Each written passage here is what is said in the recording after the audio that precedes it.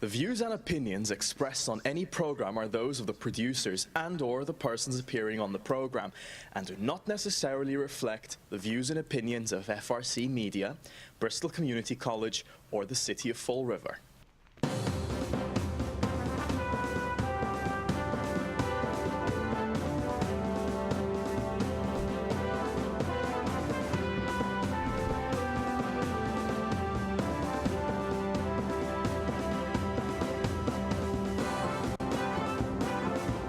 Well, hello. Welcome to Spindle City Straight Talk. I'm Chip. I'm CJ. And I'm Nisa.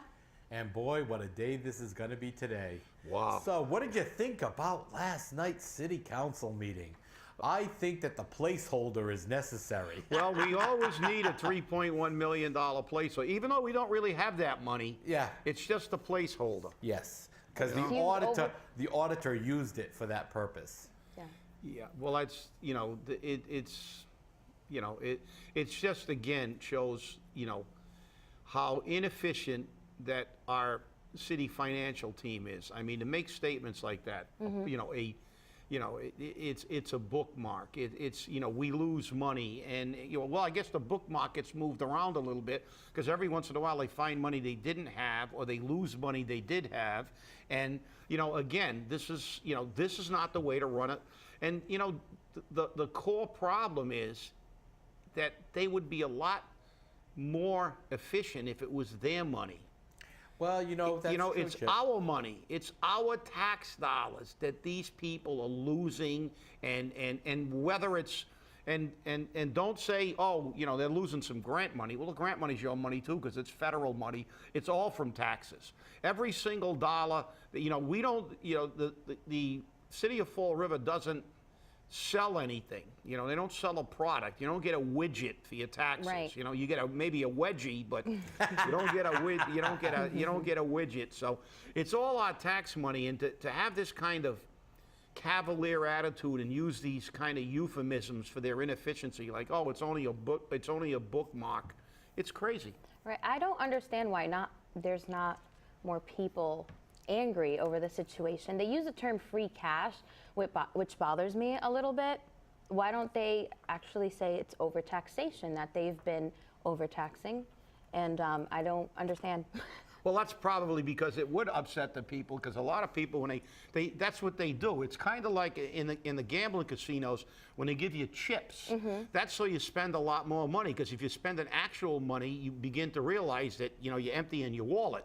But when you're playing for plastic chips, you have a tendency to, and that's what government does. They have these euphemistic names for things. They call it free cash and debt service, and it's like they have all these kind of names which really kind of I find that it's to distract and keep people ignorant. And to make the taxpayer not really realize that, look, people, there's no such thing as free cash. Mm-hmm. It's like that's your money, that's our money, and as you said, Nisa, it's overtaxation.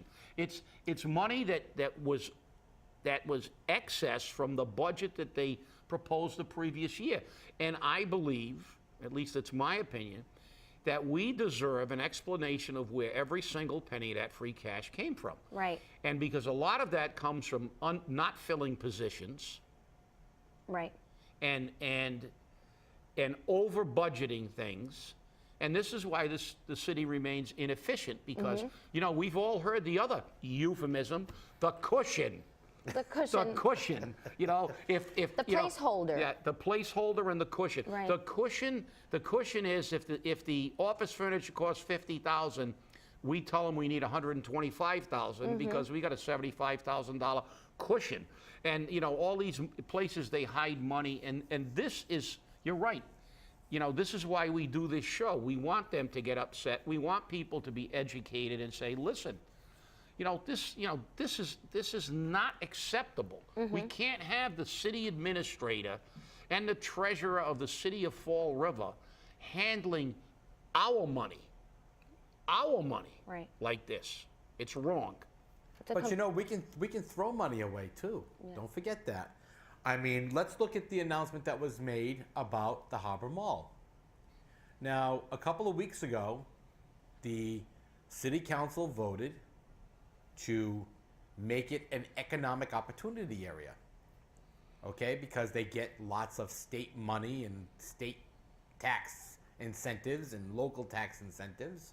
And lo and behold, the new owners came out and said, we're going to make this an outdoor, open air mall. We have no anchor stores yet. We have nothing to throw in it yet because we need $50 million of investment into this. Wow.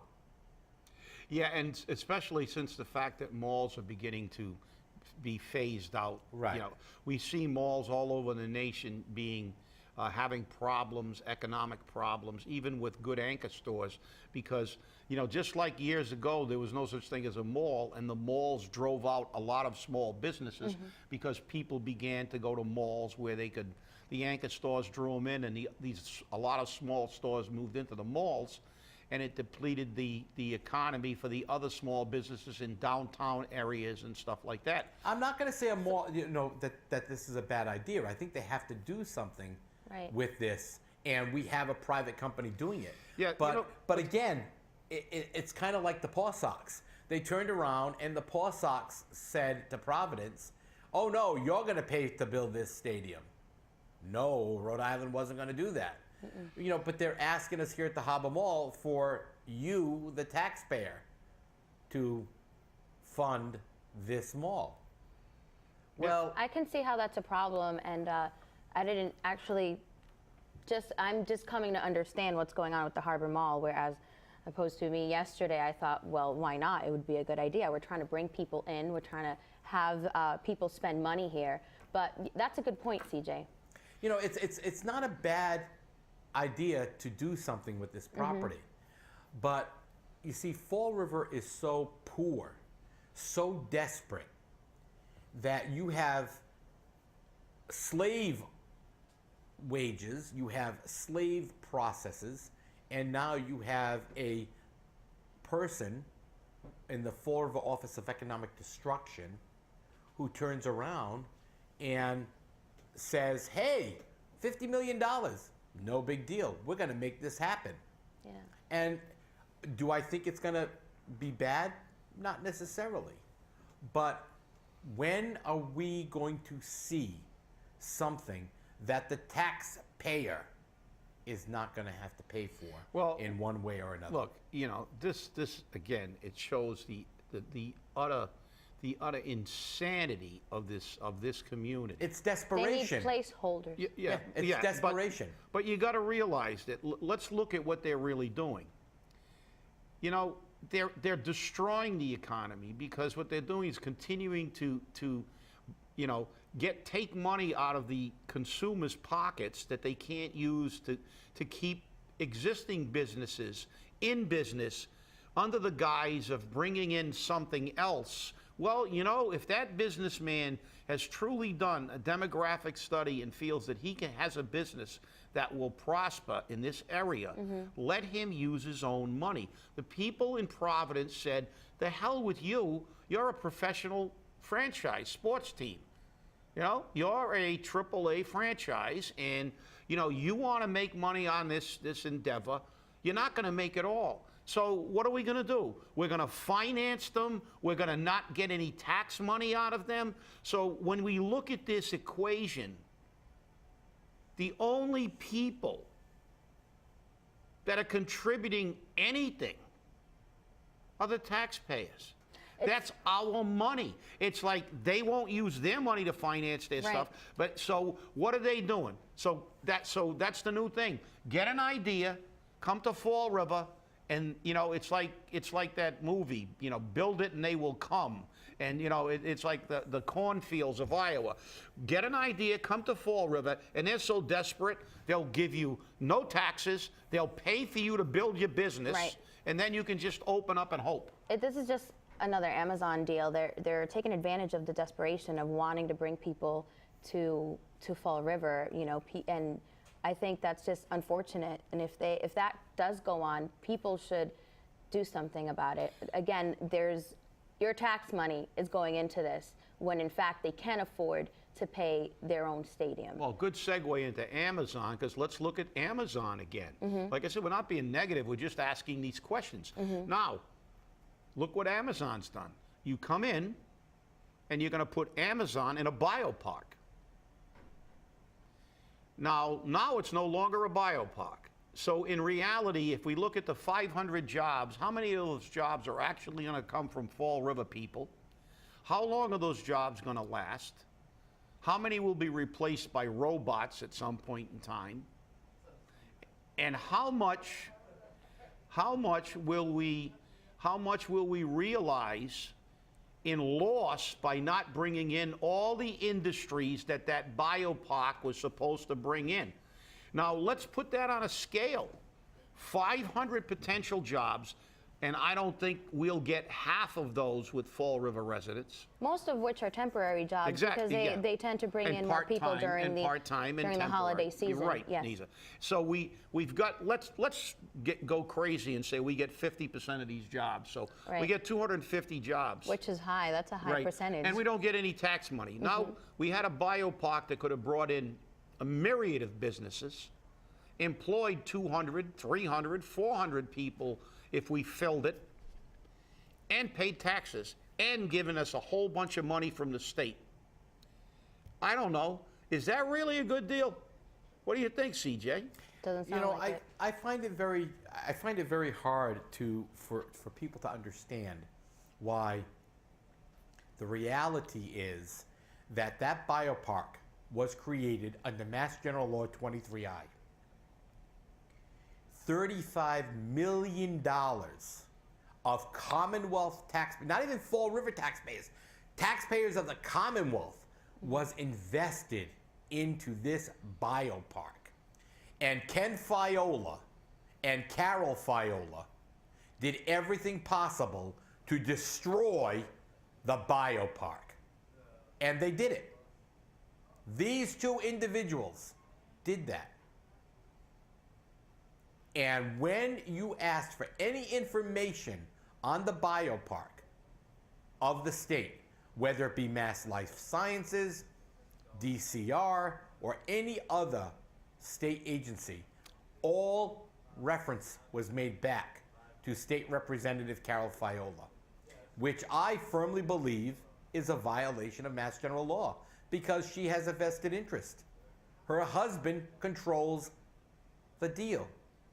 Now, so our viewers know very clearly what's going on here, no deed has been tendered yet. There has been no transfer of deed. According to the Fall River Registry of Deeds office, no deed has been filed on that land.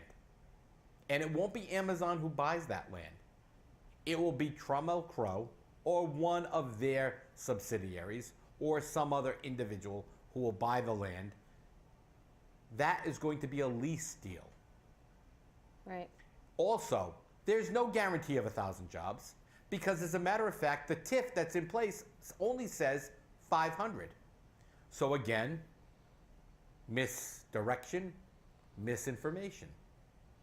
Well, I don't know. The robots, they may consider them Fall River residents, right? Because when they're not running, they're going to live in Fall River, right, in the Well, yeah, building, I guess right? so. And remember, those robots are part of Amazon because Amazon bought a Massachusetts company, Kiva, robotics firm, and they in turn are now going to put robots in their warehouses. And as a matter of fact, there's an article out there about Amazon and their warehouses all being converted to robot operations. Well, who knows if these robots aren't already put in place? Well, you know, Well, they're not in place in Fall River because No, there's no building obviously out there not. yet. But you're right. It's in the agenda. You're right, Nisa. We don't know what that warehouse is going to be. And we've seen this before in Fall River where we have TIFs in place and all of a sudden, well, we can't meet that 500 or we can't meet that 250. And there's no guarantee that they're going to go to Fall River residents, number one. Also, those don't have to be permanent jobs. because we've seen this with the Florida Office of Economic Destruction. We only have to produce 50 jobs. We only have to produce 75 jobs. We only have to produce 100 jobs to keep their federal money, which funds their entire project over there. They only have to produce that. The fact that they lost 3,500 is never taken into consideration, or 5,000 is never taken into consideration. And the reason for that is, well, we can't control the market. Yeah, well, we've got to get back to this main theme to keep our viewers angry, because let's look at this. We give Amazon a TIF, so fundamentally we're subsidizing them with our money, our tax money. Not only that, they have a 43D status in the biopark. Now, my question to the Commonwealth, and that question has been proposed, if Amazon goes in there and the biopark no longer exists because we're not meeting those requirements, does the 43D status still exist after that? Well, it exists right now, but will it exist for any business that comes after Amazon? Yeah, and that's another issue. But again, more money. Right. And then at the council meeting last night, I believe there was a discussion about taxpayer money funding trash. Shocking. And people who have opted out, we pay taxes too. Right. So we are contributing to trash even if you're privatized. And is that right? Is that legal? No. If you privatize, which I did. So did I. And CJ did. You're still paying. I'm still paying. So I'm paying a trash fee even though I have privatized my trash. Again, mismanagement, and the idea in Fall River that it's up to us to pay for everything.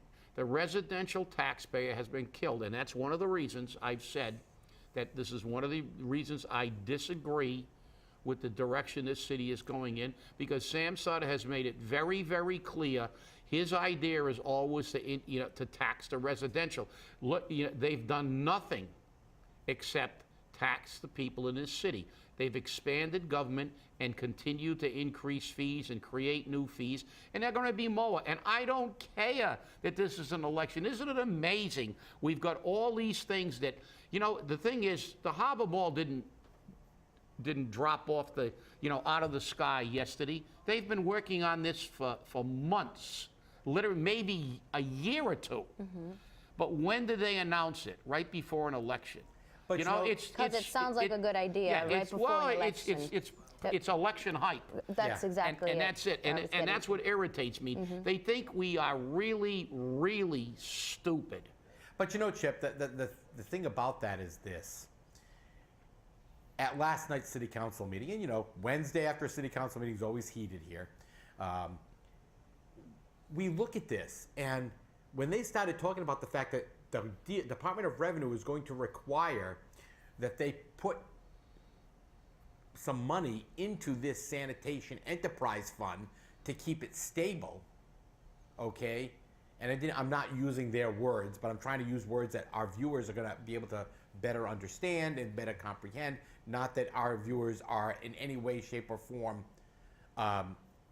uninformed or I'm okay with that.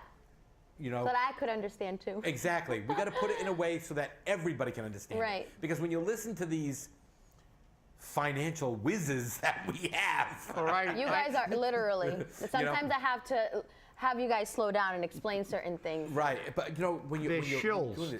They're not really a financial team. Right. When you're listening to this, you have to understand. So I ran a brief portion of the video. I sent it to a couple of municipal attorneys in the Commonwealth here that I know, and they all said the same thing.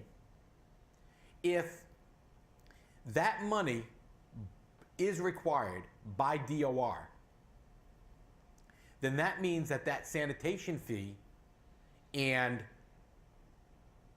that whole enterprise account could be construed or interpreted as, guess what? I'm going to swear, block your ears, a tax. Mm-hmm.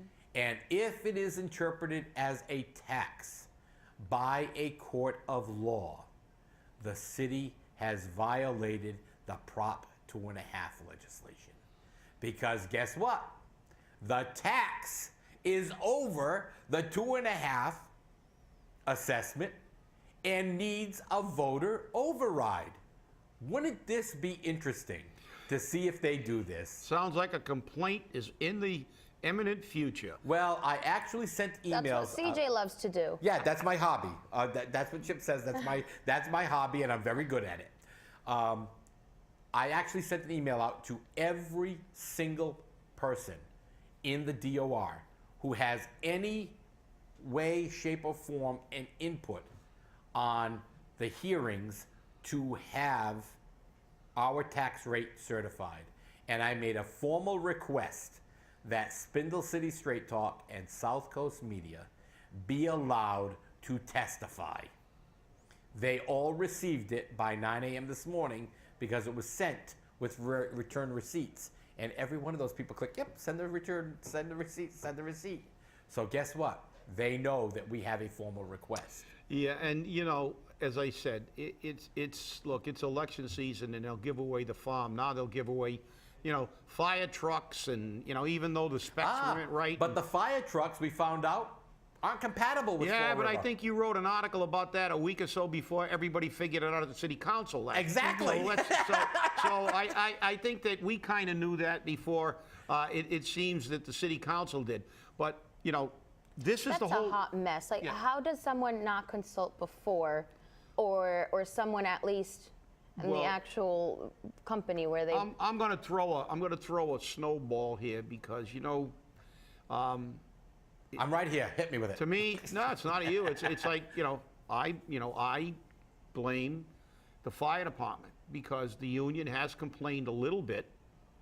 But if the apparatus and the breathing apparatus are in that kind of condition, they should have been camped out in the city council for the past 2 years. Because if you look at my record, you know, I was there ad nauseum when we had. I was going to say, you were there all the time. Well, when we had safety issues, especially safety issues, because Neil Rossman is one of the premier attorneys in the nation, and he's gone and given lectures at various, I actually went out to Colorado with him at one time where he was giving lectures, and because I did some things on fire tactics at a seminar for Southwestern firefighters, and he is one of the preeminent experts in safety issues. He won a $5 million lawsuit in Connecticut when the fire apparatus didn't comply with the standard, and 2 firefighters were killed because of not adhering to a standard.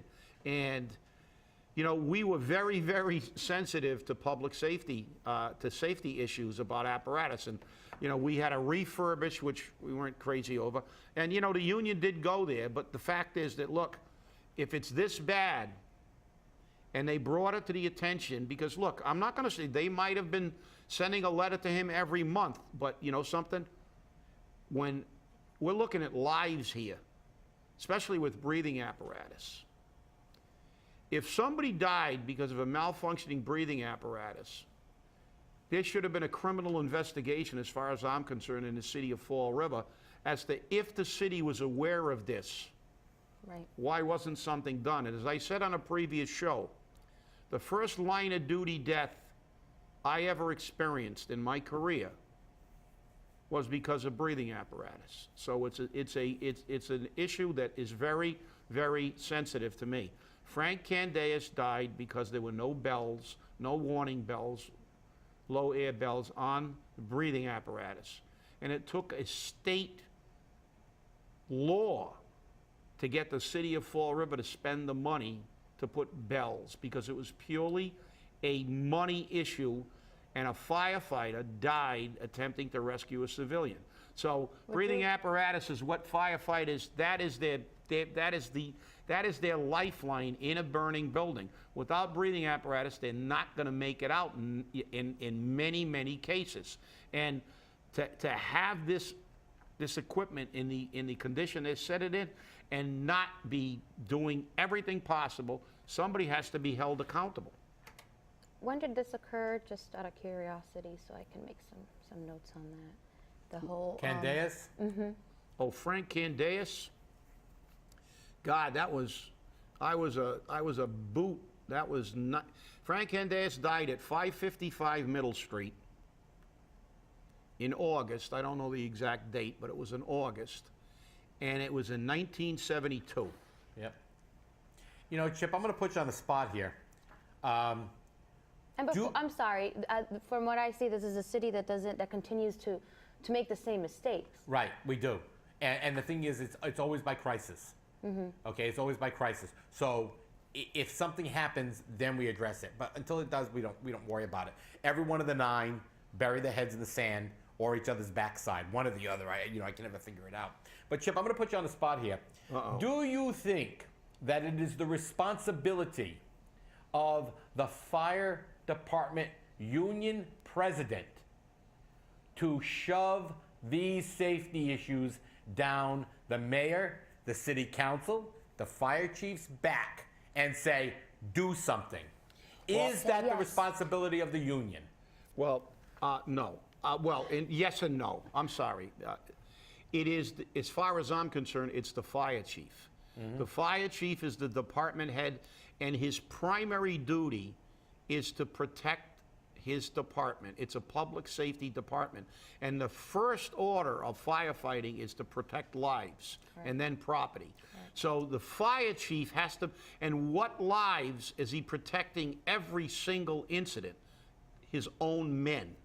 So I hold the fire chief primarily accountable by not going public with this, as the fire chief in Boston, the fire commissioner at the time, Leo Stapleton, went on the air when they cut the manpower in Boston and said that there would be no interior fire attack in Boston, and every building that had a fire was going to be crossed off the tax rolls until he got his men back, because he wouldn't jeopardize the lives of his men. That's what a fire chief should do. And I believe the fire chief's job is to go there, and if his equipment is not adequate, that's a public safety issue and a hazard to his men. Then, if he doesn't do that, it's up to the union to step in and raise holy hell. Yeah, and that's my problem, okay? I have seen this union over a couple of years now, going back to Flanagan, okay, where they kowtow and cater to the demands, the desires, and the edicts of mayors. And I never remember unions being that way. I always remember the unions as the voice of the worker, the voice of the people, not the voice of the politician or the elected. But, I understand in negotiations you have to kind of give and take. That's a different situation. But when your men, when your employees, when your public are in jeopardy, I think it's your responsibility to You're right. Well, let me put this, especially with the breathing apparatus. Breathing apparatus, the men are gonna die. You know something? As far as I'm concerned, we need good apparatus. But if all the apparatus breaks down on the way to the fire and the city burns down and somebody loses their lives, there's going to be a lot of explaining to do. Oh yeah. But that's something that, okay, you're taking a 50-50 shot. Well, the trucks make it there. Shouldn't be. But the breathing apparatus, as I said, when you get to a fire, firefighters take saving lives very seriously, and they take getting to fires very seriously. But the breathing apparatus to me is a real major issue. As I said, probably because, as I said, the first line of duty death I ever experienced was due to inferior breathing apparatus. Well, join us tonight, 7 o'clock, Morton Middle School, here on Channel 95 on Channel 18. The People's Debate. Bill Rapley's moderating, and we'll have NBC and everybody there. Thank you. Stay angry and bring your noisemakers. Yeah, there's going to be a lot of that.